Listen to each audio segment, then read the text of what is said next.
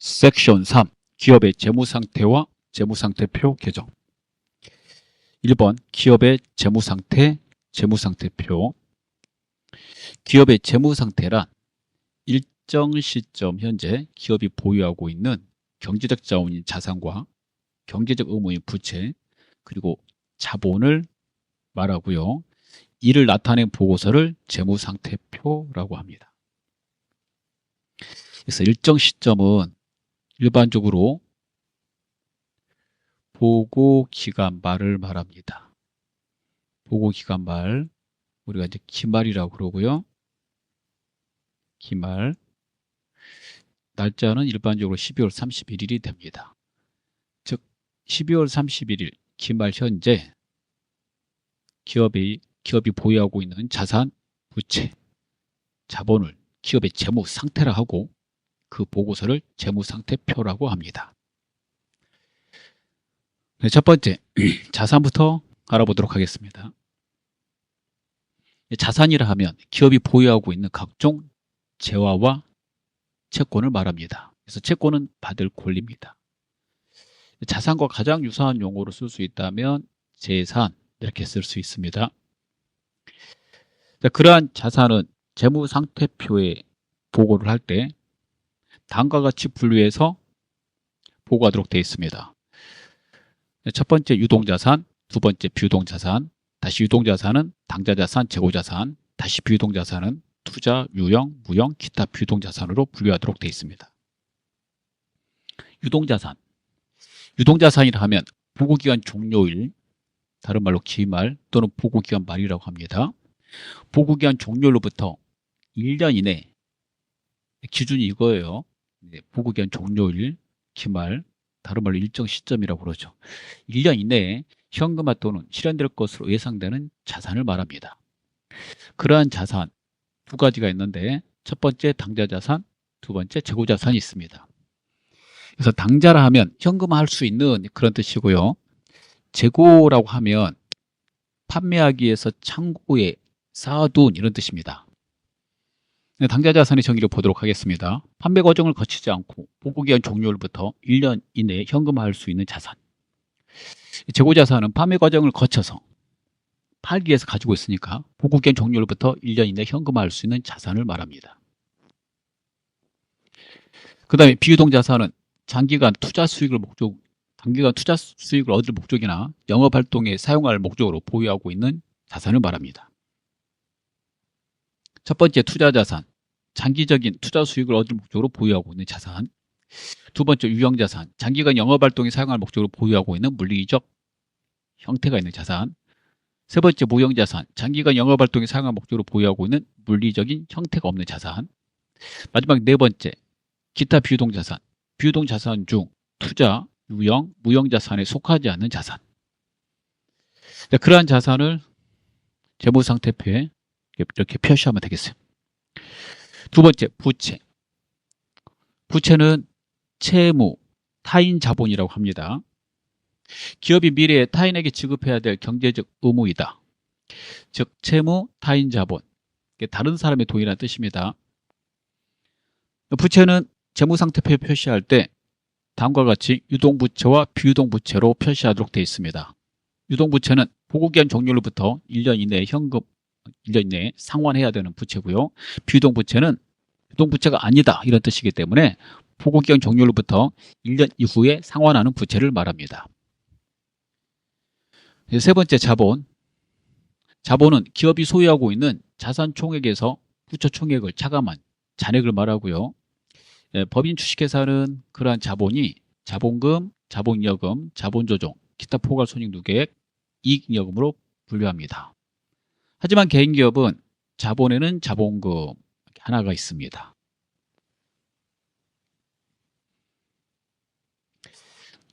자, 법인 주식회사의 자본, 자본금, 자본이여금, 자본조정, 기타 포괄손익누계액, 이익잉여금을 순서대로 이렇게 표시하게 되어 있고요. 재무상태표에 표시할 때. 그래서 자본금은 주주가 납입한 법정 자본금, 그럼 자본이여금은 증자나 감자 활동을 통해서 자본을 증가시키는 잉여금을 말합니다. 그 다음에 자본조정은 자본금, 자본이여금에 속하지 않는 자본거래에 해당이 되는데 자본금이나 자본여금에 속하지 않는 임시적인 그러한 항목들을 자본조정이라고 합니다. 학습하게 됩니다. 뒤에서 자세히 나와요. 본표로 가시면 기타 포괄손익 누계액은 손익계산서의 단기손익으로 손익계산서의 단기손익으로 들어가려면 1년치 수익비용이어야 되거든요. 근데 해당되는 내용이 1년치 수익비용이 아닐 때 손익계산서의 단기손익으로 분류하기 어렵습니다. 그러한 손익 항목을 말합니다. 그럼 이익잉여금은 기업의 영업활동에 의해서 축적된 이익, 즉 영업활동에 의해서 축적된 이익, 단기순이익이죠. 그 이익으로서 사회로 유출되지 않고 기업 내부에 남아있는 그 유보된 금액을 이익잉여금이라고 부릅니다. 자본의 등식을 보도록 하겠습니다. 자본은 자산에서 부채를 뺀 걸 자본이라고 그럽니다. 부채하고 같은 말은 타인 자본 이렇게 말했고요. 자본하고 같은 말은 자산에서 부채를 뺐기 때문에 순자산 또는 순재산, 순수하게 자기 돈이다 그래서 자기 자본 이렇게 말합니다. 같은 용어를 한꺼번에 알아두시면 되겠습니다. 그 다음에 재무상태표 양식지를 보도록 하겠습니다. 재무상태표는 두 가지로 있는데요. 계정식 양식지와 보고식 양식지가 있습니다. 계정식은 왼쪽과 오른쪽으로 만든 보고서인데요. 왼쪽에 자산을 오른쪽에 부채와 자본을 이렇게 표시한 겁니다. 좌측 상단 좌측에 회사 이름 들어가고 그 다음에 상단 우측에 통화단위 단위원 들어가고 그 다음에 일정 시점이 들어갑니다. 보고식은 자산, 부채, 자본을 위에서 아래로 쭉 이렇게 아래로 기입하는 형식을 말합니다. 재무상태표 등식 보이죠? 재무상태표 등식 왼쪽에 있는 자산과 오른쪽에 있는 부채, 자본은 같기 때문에 자산은 부채 플러스 자본이다. 이를 재무상태표 등식이라고 부릅니다. 이거는 재무상태표 등식이고요. 앞에서 배웠던 거는 자본의 등식이니까 혼동하시면 안 되겠습니다. 이러한 재무상태표를 작성하는 기준이 있는데요. 첫 번째, 구분 표시. 자산은 유동자산과 비유동자산으로 구분해서 표시해야 된다. 그리고 또한 유동자산은 당좌자산과 재고자산으로 구분하고 비유동자산은 투자, 유형, 무형, 기타 비유동자산으로 구분해서 표시해야 된다. 그 다음에 부채는 유동부채와 비유동부채로 구분하여 표시하고 자본은 자본금, 자본잉여금, 자본조정, 기타 포괄손익 누계액, 이익잉여금으로 구분해서 표시해야 된다. 이를 구분 표시라고 그래요. 그래서 구분 표시에 입각해서 한번 우리가 쭉 하나하나의 정의를 알아봤습니다. 두 번째, 유동성 배열법. 중요합니다. 자산과 부채는 유동성이 큰 항목부터 배열하는 것을 원칙으로 한다.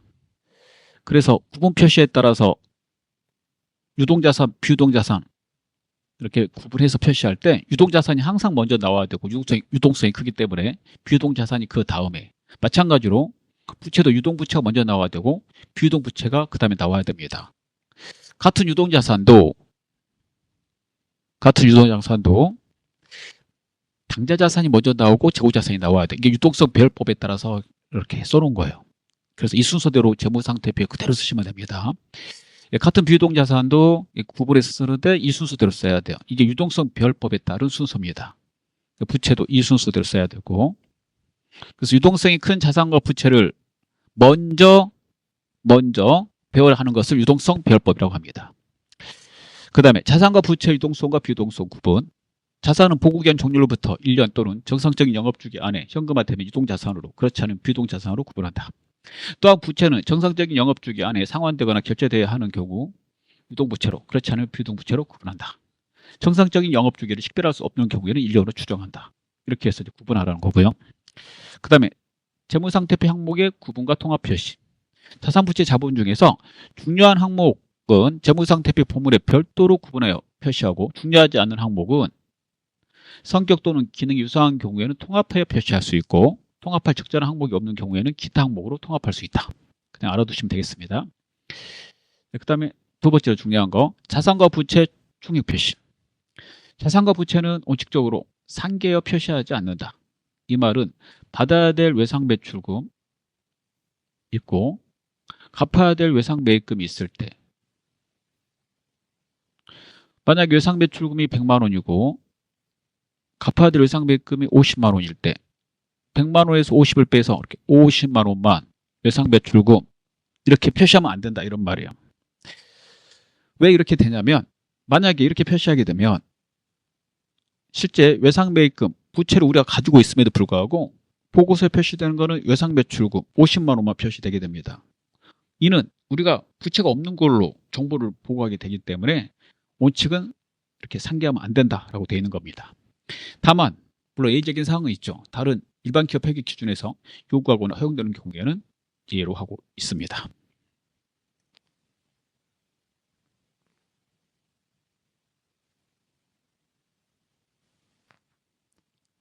이 재무상태표 개정, 자산부채 자본 개정 과목 지금부터 학습할 건데요. 개정 과목은 이해를 바탕으로 해서 꼭 암기하셔야 됩니다. 계속 보시면 암기가 되실 겁니다. 첫 번째 당좌자산부터 보도록 하겠습니다. 당좌자산, 판매 과정 없이 1년 내 현금화할 자산이다 라고 되어 있죠. 첫 번째 현금은 한국은행에서 발행한 지표와 주화, 이게 통화라고 합니다.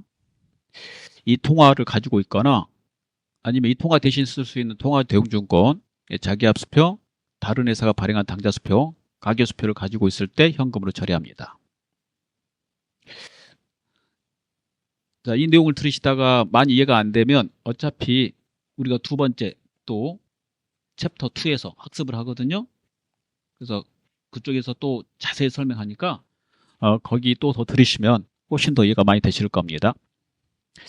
당좌예금은 당좌수표를 사용할 목적으로 은행에 돈을 예입한 무이자 예금 통장입니다. 그래서 당좌수표를 발행하면 당좌예금 통장에서 돈이 빠져나가기 때문에 당좌예금으로 처리합니다. 보통 예금은 입출금이 자유로운 예금에 대해 썼습니다. 그 다음에 당구장 표시는 통합되는 계정을 쓴 건데요. 현금, 당좌예금, 보통예금에다가 그 다음에 현금성 자산이라는 계정 과목이 있어요. 이거는 취득 당시부터 만기가 3개월 이내인 금융상품에 대해서 쓰는 건데 이걸 여기 있는 계정 있잖아요. 현금, 당좌예금, 보통예금, 현금성 자산을 결산할 때 외부로 제출해야 되는 재무상태표 보고서 작성하고자 할 때는 통합해서 표시해야 돼요. 그래서 이걸 통합계정이라고 그래요. 통합계정. 외부용 재무상태표는 통합계정으로 쓰라고 되어 있으므로 따로따로 쓰지 않고 이 이름을 씁니다. 그 통합계정 이 이름도 그래서 알아두셔야 돼요.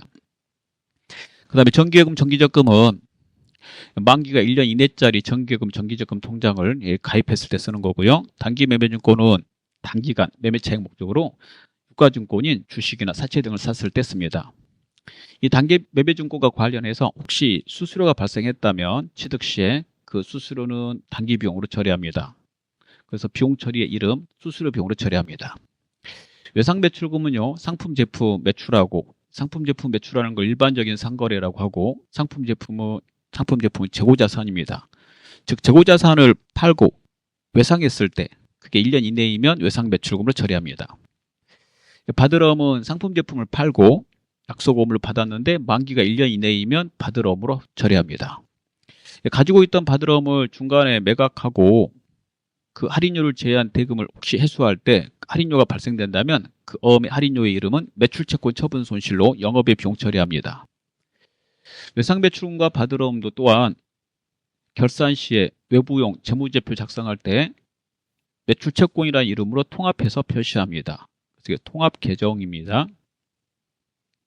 미수금은 상품 제품이 아닌 물건을 매각하고 돈을 1년 내에 받기로 했을 때 미수금으로 처리합니다. 단기대여금은 1년 내에 회수하기로 하고 돈을 빌려줬을 때 단기대여금으로 처리합니다.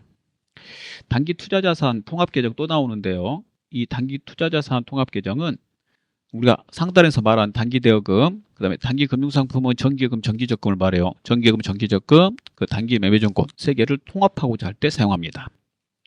선급금은 상품 등을 매입하기로 하고, 즉 물건을 매입하기로 하고 계약금조로 돈을 미리 줬을 때 사용합니다. 계약금을 주면 나중에 물건을 받을 권리가 생기므로 자산 처리합니다. 자산은 재화와 채권이거든요. 선급금은 채권에 해당이 됩니다. 그다음 현금 가부조이라는 이 계정은요, 현금 실제 잔액과 장부의 잔액이 일치하지 않을 때, 그리고 그 원인을 알 수 없을 때 일시적으로 사용하는 계정입니다. 가직금은 돈은 나갔는데 계정 과목이나 금액이 확정될 수 없을 때, 그리고 또 두 번째, 대표이사가 임의적으로 돈을 가져갔을 때, 그럴 때 가직금 씁니다. 대표이사가 임의적으로 가져갔을 때, 그래서 대표이사는 이제 법인에서 쓰는 말이고요. 그때 가지금 처리하는 건데, 만약에 회사가 개인이라면 개인, 사업주, 기업주가 임의적으로 가져갔을 때는 개인은 인출금으로 처리합니다. 개인하고 법인의 대표이사, 즉 사업주가 가져간 돈은 계정 과목이 달라요. 개인은 그 대표이사를 사업주라고 그러고요. 법인은 대표이사라고 그럽니다. 선납세금은 미리 낸 세금이라는 뜻으로 법인세 중간에 미리 내거나 또는 이자 받을 때 법인에 대해서 이자 줄 때 세금 떼고 주거든요. 그 이자에 대한 세금은 원래 다음 연도 법인세 낼 때 같이 내는 건데 이 뗀 세금하고 그 다음에 법인은 중간에 세금을 내야 되는데 미리 낸 법인세 중간에 낸 거 다 법인 소득에 대해서 낸 것이므로 선납세금, 미리 냈다라고 해서 선납세금 처리합니다. 자, 미수수익하고 선급비용은 주로 결산 시 했습니다. 평상시에 사용하지 않습니다. 좀 어려운 규정인데요. 뒤에 자세히 설명됐으니까 거기서 한번 더 보시면 됩니다. 일단 미수수익, 선급비용은 수익비용이 아닙니다. 보고기간 말까지 발생된 수익이나 해수일이 다음 연도일 경우에 사용합니다. 수익의 발생 이렇게 되어 있죠. 즉 정기예금 통장을 만들었어요. 7월 1일자로. 그리고 1년치 다음 연도 12월 31일이 있고 다음 연도 6월 30일 날 돈을 이자까지 받기로 했습니다. 그럼 이 이자는 올해 발생분하고 다음 연도 발생분이 있을 거고 여기에서 올해 발생분은 올해 수익이니까 수익이 발생했으므로 이자 수익 잡고요. 하지만 돈을 아직 받지는 않았죠. 돈을 한꺼번에 다음 연도에 받는다고 한꺼번에 이자 수익을 잡으면 다음 연도 이자 수익에 이번 연도 이자 수익이 포함돼서 두 개 다 수익이 틀리게 됩니다. 그래서 회계에서는 당해 연도에 발생된 건 당해 연도의 수익, 당해 연도에 발생된 비용은 당해 연도에 비용 처리해야 돼요. 그래서 혹시 정기예금 통장을 만들고 원금과 이자를 다음 연도에 받기로 했다고 가운데 기말이 끼어서 결산일이 돼 있다면 결산 시까지, 즉 보고기간 말까지 발생된 수익이 있으면 그 수익 처리하시고 그 다음에 아직 받지는 않았으니까 그럴 때 미수수익으로 처리합니다. 미수수익은 그 이자, 그 수익을 받을 권리가 있다라고 해서 채권이기 때문에 자산입니다. 선급비용은 미리 준 비용이라는 뜻으로 예를 들어서 보험료가 있다고 해보죠. 보험을 7월 1일부터 다음 연도 6월 30일까지 1년치 보험료를 들었습니다. 그리고 보험료를 한꺼번에 준 거예요. 보험료가 120만 원이다 라고 그랬을 때 한꺼번에 120만 보험료를 다 줬다면 이 보험료 중에서 다음 연도 분은 다음 연도에 비용 처리해야 되는데 보험료 줬다고 한꺼번에 비용 잡은 거잖아요. 이럴 때 기간 미경과분 있죠. 여기 다음 연도 분 60만 원. 이거는 비용에서 빼야 되고요. 올해 발생분이 아니니까. 그리고 뭘로 잡아야 되냐면 선급비용으로 잡아야 돼요. 미리 준 비용이라고. 이 선급비용도 예채권입니다. 다음 연도에 보험을 누를 권리를 가졌다라고 해서 그럴 때 쓰는 계정입니다. 다 12월 31일 결산 시에 주로 쓴다는 걸 알 수가 있죠. 그렇게 알아두시면 되겠고요. 그 다음에 대손충당금. 대손충당금은 대손이 뭔지 알아야 되는데 대손이 거래처 파산 등으로 받아야 될 돈이 있을 때 받을 수 없는 걸 대손이라고 합니다. 그 대손에 대비해서 만들어 놓은 돈, 그게 대손충당금이 되겠습니다. 그 다음에 회계에서 단기 이렇게 말 나오고 1년 이렇게 말 나오는데 단기도 1년이라는 뜻이고 1년도 1년이라는 뜻입니다. 그래서 단기라는 말이 나오거나 또 1년 이내 이렇게 말 나오면 그 1년은 보고기간 말부터 시작하기 때문에 기준이 다음 연도 말까지입니다. 그래서 항상 1년 나오면 다음 연도 말까지. 보고기간 말부터 측정하기 때문에 그렇고 이렇게 안 하는 거는 이거 하나예요. 현금성 자산. 얘는 취득일로부터 만기를 따져서 3개월이고요. 나머지는 보고기간 말부터 항상 만기를 따집니다. 그래서 회계연도에서 또 회계 그 관련된 내용에서 회계상에서 1년 나오면 다음 연도 말까지다. 다음 연도 보고기간 말까지다. 이렇게 알아두시면 되겠습니다. 두 번째, 재고자산을 보도록 하겠습니다. 재고자산은 판매 과정을 거쳐서 1년 내에 현금화할 자산입니다. 재고자산 취득 시에 발생되는 재운임은 재고자산에 더하라고 되어 있으니까요. 플러스 해주시는 거고 그 다음에 재고자산 매입 시에 물건의 하자로 반품 애누리 할인한 거 있으면 해당되는 이 계정으로 차감하라고 되어 있어요. 계정 과목 이름입니다. 물건의 하자 등으로 반품이나 애누리 했을 때는 이거 쓰시고 약정에 따라서 할인해 주면 깎은 거는 이것입니다. 이거는 물건을 외상으로 사오고 빨리 갚으면 깎아줄게 라고 약정서를 썼어요. 그럴 때 빨리 갚아서 우리가 깎은 거, 그게 바로 매입 할인입니다. 재고자산의 계정 과목은요, 상품, 제품, 원재료, 제공품 이렇게 있고요. 상품은 판매 목적으로 외부에서 구입한 거지만 제품은 우리가 제조한 겁니다. 그래서 제품은 제조업자가 사용하는 거죠. 판매 목적으로 외부에서 이렇게 물건을 사다 판매하는 업자를 도매업자, 소매업자라고 부릅니다. 그 다음에 제품을 팔기 위해서는 제조업자는 재료를 사오고 그 다음에 제품을 만들어야 되는데 그 사온 원재료 재고자산에 포함시키라고 되어 있으니까 재고자산이고 그 다음에 현재 만들고 있는 제품을 제공품이라고 부르는데 현재 제작 중에 있으니까 얘도 재고자산에 포함하라고 되어 있습니다. 재고자산과 관련돼서 비용 두 개가 있는데요. 재고자산 감호손실이라는 비용은 수량이 부족해서 생기는 손실, 그 수량 부족의 원인이 비정상적일 때 쓰는 거고요. 재고자산 평가 손실은 외부 환경의 영향으로 시가가 장부 금액보다 하락했을 때 발생한 손실이었습니다. 예를 들어서 외부 환경에 유행을 타는 제품을 파는데 유행이 끝나서 갑자기 시가가 장부 금액보다 하락했거나 그 다음에 계란을 달걀을 판매하고 있는데 조류 독감 등이 발생해서 닭알값이 폭락했을 때 뭐 그런 거에 시가가 장부 금액보다 하락할 수 있는데 그럴 때 그 손실을 처리하고자 할 때 씁니다. 그 다음에 재고자산 관련해서 재고자산을 본래의 목적이 아닌 다른 목적으로 이렇게 사용할 경우에는 재고자산의 적요란에 타계정으로 대체, 즉 타계정 대체 쓰라고 되어 있습니다. 그래서 이거 반드시 표시해야 되는 거니까 이 이름을 알아두시면 되겠습니다. 그 다음에 투자자산은 장기간 투자 목적으로 보유한 자산입니다. 첫 번째 장기 투자 증권의 계정 과목 두 개가 있는데요. 매도 가능 증권, 만기 보유 증권이 있습니다.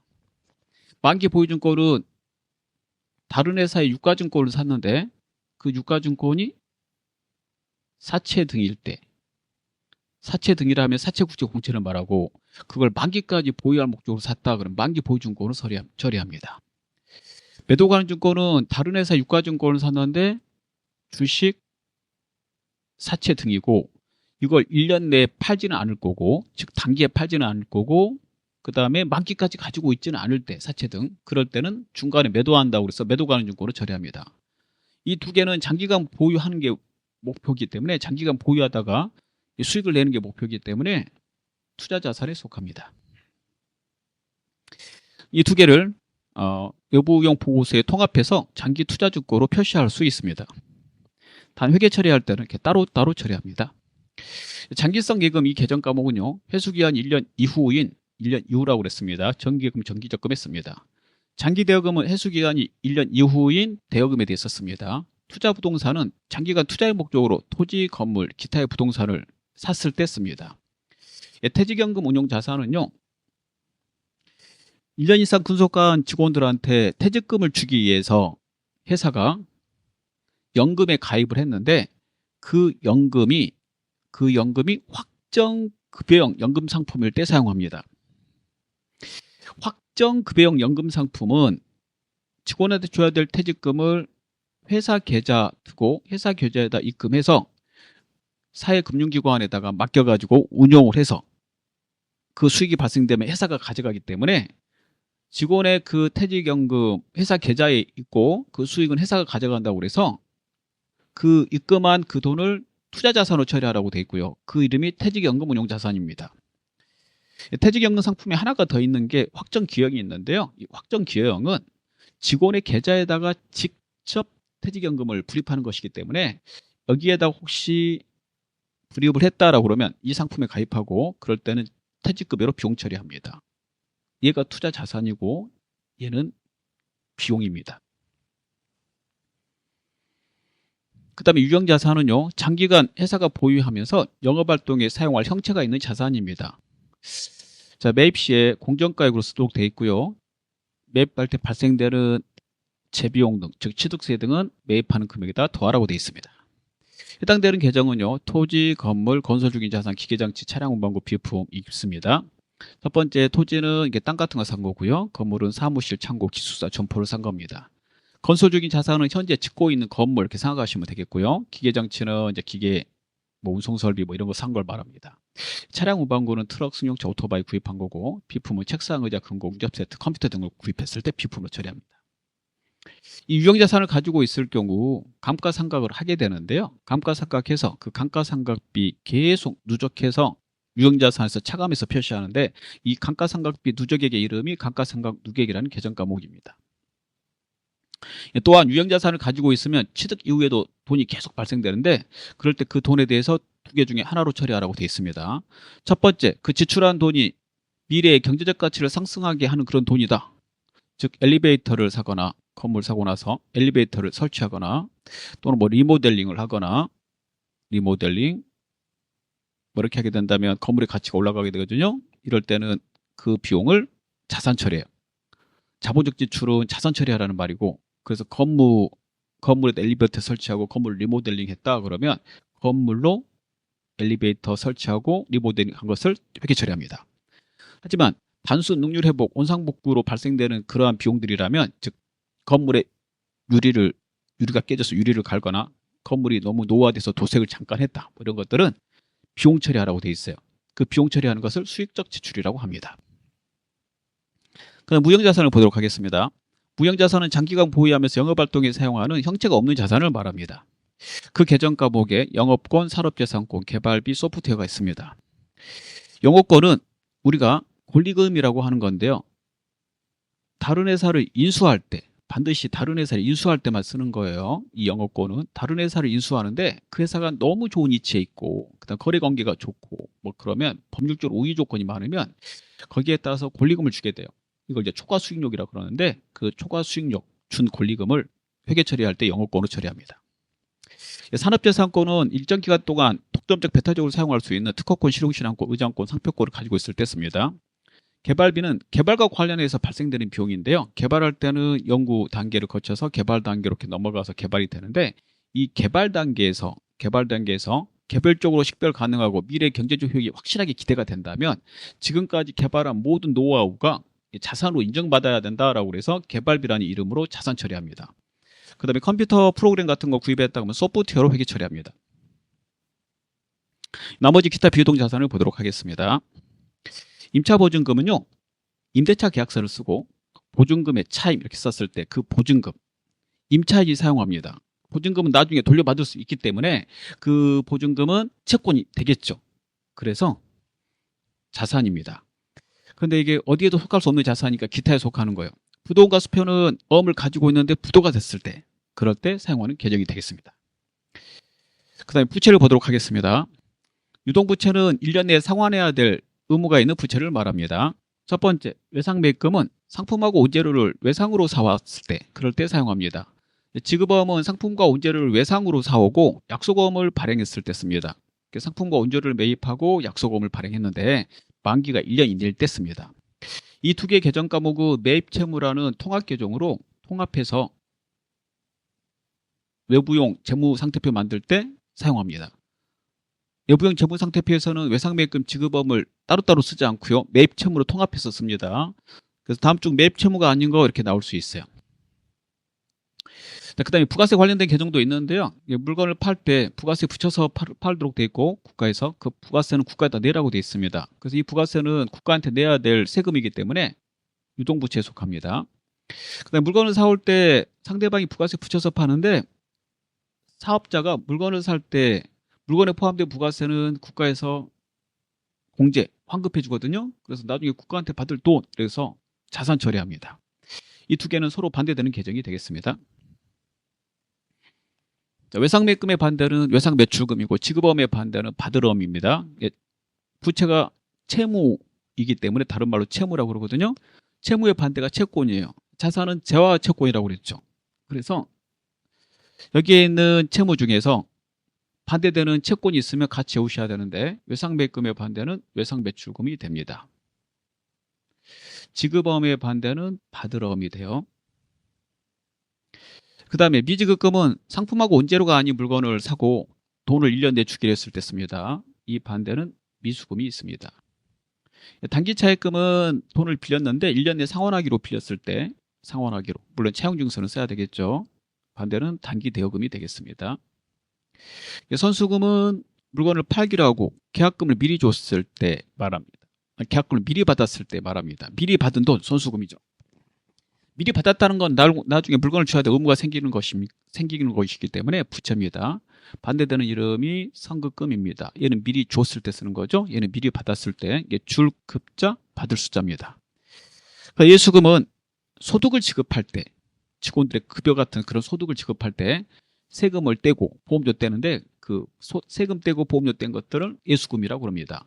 예수금은 이제 미리 받은 돈이라는 뜻이고요. 소득에 대해서 세금 등 보험료 이렇게 떼고 지급을 하는데 그 돈에 대해서 사용하는 겁니다. 이 예수금은 국가나 기관에 납부해야 되니까 부채에 해당이 됩니다. 반대 계정은 없습니다. 유동성 장기 부채는요, 장기 차입금이 있는데 이 장기 차입금의 상환일이 1년 이내가 되면 회계에서는 장기 차입금 그대로 놔두면 비유동 부채가 되기 때문에 유동 부채로 바꾸라고 돼 있어요. 그래서 결산일 날 12월 30일 보고기한 종료일이 되면 그 계정을 바꿔줘야 되는데 그럴 때 유동성 장기 부채로 바꿉니다. 가수금은 돈을 받았는데 알 수 없는 돈일 때 씁니다. 반대되는 말이 있는데 가지급금입니다. 가지급금. 그다음 미지급 세금, 아직 내지 않는 법인세, 부가세를 말하고요. 반대되는 말은 미리 낸 세금, 선납세금이 있습니다. 그다음 미지급 배당금은 아직 현금 배당을 지급하지 않았을 때 씁니다. 배당을 주기로 결의는 했는데 아직 주지 않았을 때. 미지급 비용과 선수수익은 결산 시에 씁니다. 결산 시에 주로 사용. 반대 계정은 앞에 자산거에서 반대로 쓰면 되는데요. 미지급 비용의 반대는 미수수익이고 선수수익의 반대는 선급 비용입니다. 정확하게 반대로 쓰면 돼요. 미지급 비용은 보고기한 말까지 발생된 비용인데 아직 지급일이 아닐 때 사용하는 거고, 선수수익은 돈을 받았는데, 수익을 받았는데 이자 등 그런 게, 돈은 임대료 이런 걸 미리 받았는데 그 받은 것 중에 내년치 미리 받은 게 있을 때는 선수수익이라고 합니다. 기간 경과 안 된 내년 거 선수수익. 그 다음 비유동부채는요, 유동부채가 아닌 걸 말합니다. 그래서 장기간 상환할 의무가 있는 부채를 비유동부채라고 그러고 상환기일이 1년 이후일 때 사용합니다. 첫 번째, 사채가 있습니다. 사채는 회사가 거액의 장기자금이 필요해서 발행하는 유가증권 있을 때 그 유가증권을 우리가 사채라고 합니다. 사채를 발행하면 할인 발행, 할증 발행이 있는데요. 싸게 발행했을 때 차액은 할인 발행 차금으로 처리하고 비싸게 발행했을 때 차액은 할증 발행 차금으로 처리합니다. 장기 차입금은 상환기간 1년 이후, 그리고 돈을 필요해서 조달하기 위해서 필요해서 차입했을 때 씁니다. 장기 차입금의 반대는 있죠. 장기 대여금입니다. 장기 대여금은 투자 자산입니다. 임대보증금은 임대인이 보증금을 받았을 때 쓰는 거고 나중에 돌려줘야 되니까 부채입니다. 반대되는 말은 임차인이 쓰는 임차보증금이 되겠습니다. 퇴직금의 충당부채는 직원 1년 이상 구속하면 직원한테 퇴직금을 줘야 되는데 그 퇴직금을 지급하기 위해서 설정한, 준비한 돈을 말합니다. 그 다음에 자본을 보도록 하겠습니다. 개인기업의 자본은 자본금 하나밖에 없지만 주식회사의 자본은 다음과 같이 5개로 구분됩니다. 5개가 있다는 것만 알아두시면 돼요. 자본금, 자본이여금, 자본조정, 기타 포괄손익누계, 이익잉여금이 있고요. 자세한 내용은 챕터 2에서 학습하시면 되겠습니다. 간단하게 잠깐 보면 자본금은 발행주식 총수에다가 주당, 액면금액으로 곱해서 쓰라고 되어 있고, 계정과목, 발행한 게 보통주면 보통주 자본금, 우선주면 우선주 자본금으로 있습니다. 자본이여금은 증자나 감자하다가 남은 돈으로 주식 발행 초과금, 감자 차익, 자기 주식 처분이익이 있습니다. 자본조정은 주식 발행하거나 주식을 소각하다가, 즉 증자 감자하다가 발생된 것으로 자본금에도 안 속하고 자본이익금에도 속하지 않는 그러한 것들을 말합니다. 계정과목의 주식 할인 발행 차금, 감자차 손, 자기 주식 처분 손실, 자기 주식 미거부 주식 배당금이 있습니다. 기타 포괄손익 누계에게는 매도가능 중간 평가액 평가 손실이 있습니다. 이익잉여금에는 이익준비금, 그 다음에 사업확장 적립금 같은 임의적립금, 그 다음에 미처분 이익잉여금이 있습니다. 이익준비금은 항상 금전배당의 10분의 1 이상을 적립하도록 되어 있습니다. 그래서 배당을 할 때 금전배당하고 주식배당이 있는데 금전배당의 10분의 1 이상은 무조건 이익준비금으로 준비하도록 되어 있고, 해당되는 이익준비금은 회사가 결손이 발생했을 때 사용합니다. 인상과 같은 계정 과목으로 회계 처리를 하고, 그 다음에 보고서를 작성한다면 재무상태표를 작성하는데 그 재무상태표 작성의 기준에 따라서 구분해서 표시해야 된다. 그 다음에 유동성 별법에 따라서 유동자산, 유동부채를 먼저 표시해야 된다. 그렇게 돼 있기 때문에 거기에 따라서 작성하게 되면 다음과 같이 이 표가 작성이 되게 됩니다. 수업을 마치도록 하겠습니다.